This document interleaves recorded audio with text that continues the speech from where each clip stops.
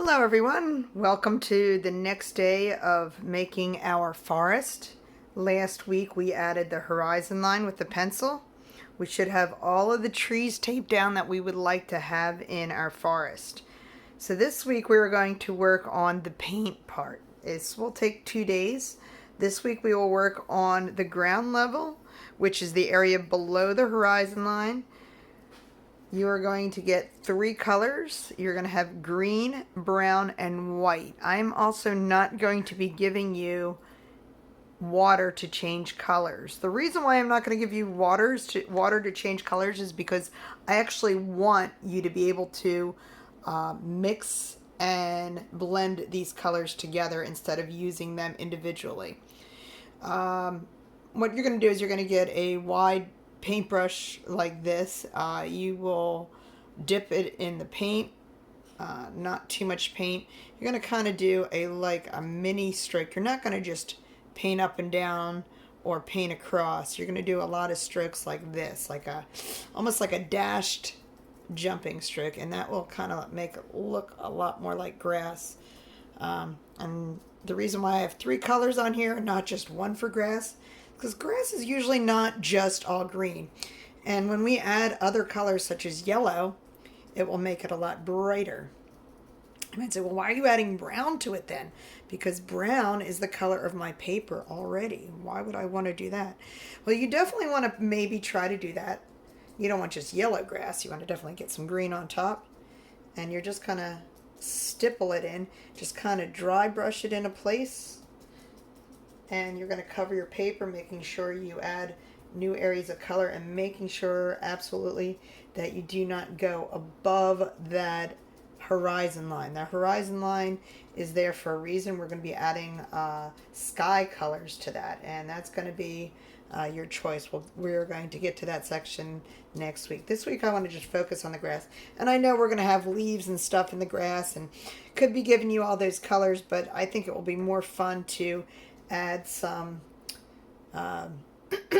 colored tissue paper to it. I think that would be really cool. All right, so here's some brown, because the grass is not all green and yellow. The grass can definitely take on another color that might make it look a little bit muddy or dirty.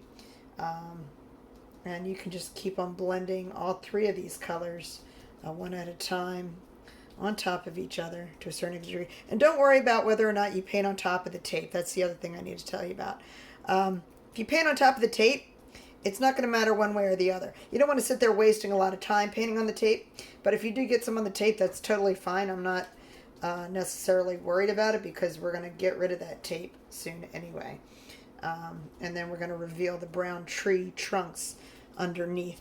And again, all of your tree trunks need to be below that horizon line at some point so that you will have that nice, so that none of your trees are floating, rather. So you want to make sure you do that. And you're just going to use one color at a time, or doesn't matter how you use it. You can keep on jumping back and forth between colors. All 3 of these colors kind of make for a nice textural grass.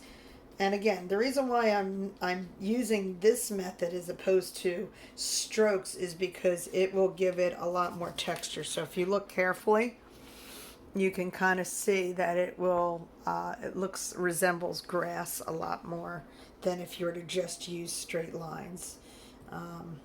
Obviously it is not grass, it's just paint, but that's the idea behind creating a realistic painting, is that we are trying to incorporate techniques that give it an advantage.